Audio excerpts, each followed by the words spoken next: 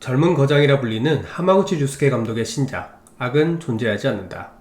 필자는 영화 드라이브 마이 카를 통해 그의 작품을 처음 만나며 푹 빠졌습니다. 악은 존재하지 않는다는 드라이브 마이 카의 음악 감독이던 이시바시 에이코가 하마구치 류스케 감독에게 영상 제작을 의뢰해달란 부탁에서 출발했습니다.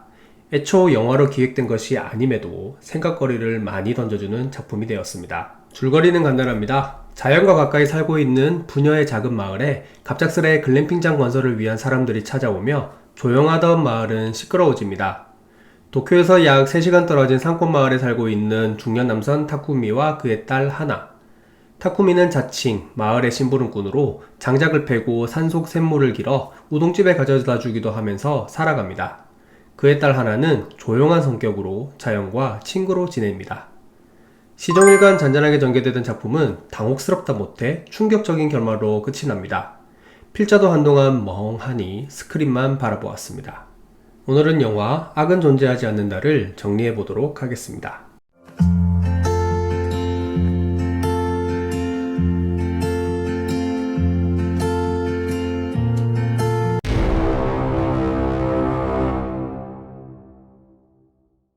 악은 존재할까요? 아니면 악인만 존재할까요?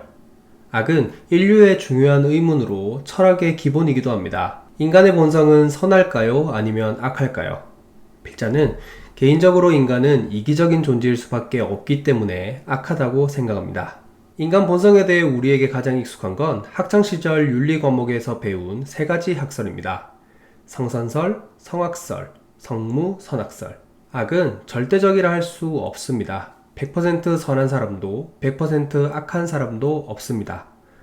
선악은 인간 고유의 속성이 아니라 선택과 판단 환경에 따라 달라질 수밖에 없습니다.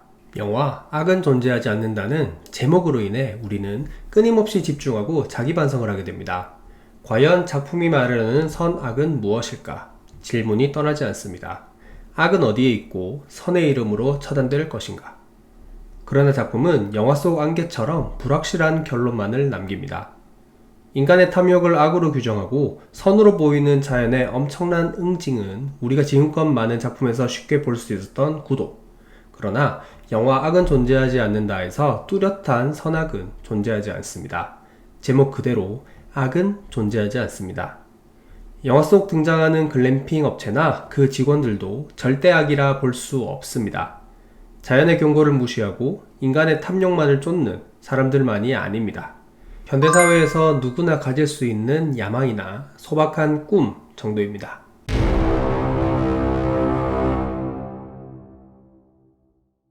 영화 악은 존재하지 않는다는 영화를 보는 느낌이 아니라 다큐멘터리를 보는 듯합니다.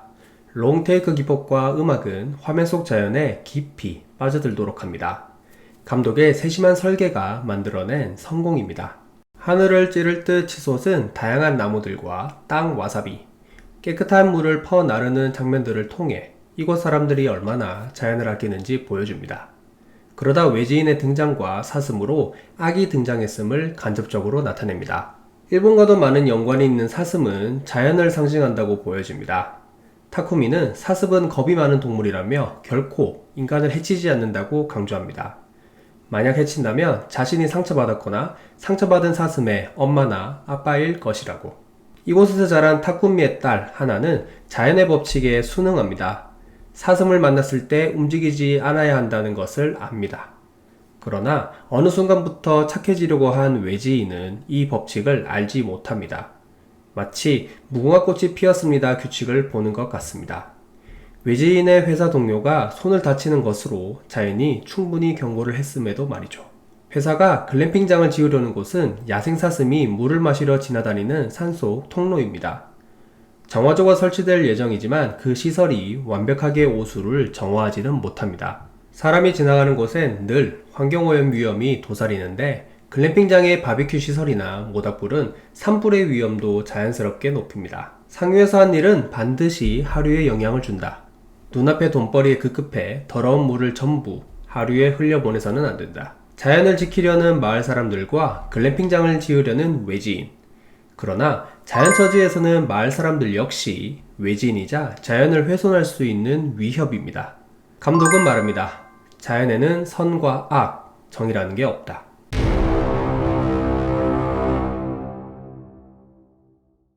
마을 사람들이 땀 흘려 일군 지역이 핫해지고 많은 외지인이 찾아오면서 오히려 원주민들이 터전을 잃는 젠트리피케이션. 단어 사용이 예전보다 많이 줄었지만 여전히 세계 곳곳에서 일어나는 심각한 사회 문제입니다. 조용한 산골 마을에 글램핑장이 생기고 그 시설로 인해 많은 사람들이 찾아오면 마을 주민들의 삶은 행복해질까요? 적절한 균형이 무너지면 마을 주민들은 젠트리피케이션을 겪을 수밖에 없습니다. 인간의 시선이 아닌 사슴의 시선으로 옮겨올까요? 원주민과 외지인의 합의를 통해 글램핑장이 만들어지면 삶의 터전을 잃은 사슴들은 누구에게 이를 하소연해야 할까요? 자연은 인간의 것이 아님에도 사슴들은 허락하지 않았음에도 사슴들도 인간의 사회 문제를 겪어야 합니다. 원주민은 원주민대로, 외지인은 외지인대로 선을 지키면 균형은 잡힙니다. 글램핑장이 만들어진다고 해도 원주민의 삶이 무너지거나 급격한 집값 상승 등이 일어나지 않으면 균형은 유지됩니다. 하지만 영화 속에서는 외지인이 원주민 타쿠미의 삶을 모방하기 시작하면서 균형이 깨지고 균열이 일어납니다.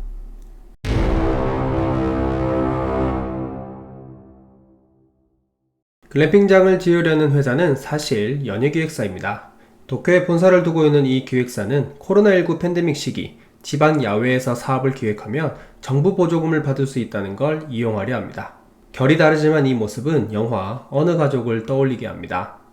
2018년 개봉한 거장 고레에다 히로카즈 감독의 이 영화는 고령사회를 살아가는 한 가족의 모습을 현실적으로 보여줍니다.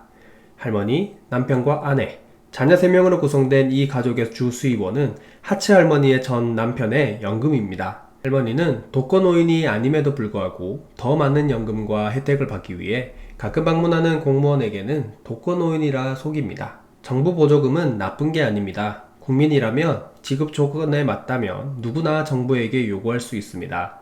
최근 반도체 산업이 미래 먹거리 핵심이 되면서 전 세계 많은 국가는 경쟁적으로 보조금을 지급하고 있습니다. 영화 악은 존재하지 않는다 속 연예기획사의 정부 보조금 이용을 악용이라 할 수는 없지만 현실에서 악용 사례는 너무나도 많습니다. 전 세계에서 가장 빠르게 늙어가는 대한민국은 소위 돈이 들어갈 곳이 더 많아집니다. 보험 사기처럼 나라 돈을 탐하는 이들도 자연스럽게 늘어날 가능성이 높습니다. 영화 악은 존재하지 않는다는 엔딩 크레딧이 올라가도 여운이 짙게 남는 작품입니다. 영화 제목의 무릎은 머릿속을 떠나지 않고 영화 속 장면들에 해답을 내리고 싶은 욕구는 자연스럽게 올라옵니다. 우리가 사는 인간 세계에서 과연 악은 존재할까요? 지금까지 악은 존재하지 않는다였습니다. 오늘도 제 콘텐츠를 시청해주셔서 감사드립니다. 또 좋은 콘텐츠로 찾아뵙겠습니다. 고맙습니다.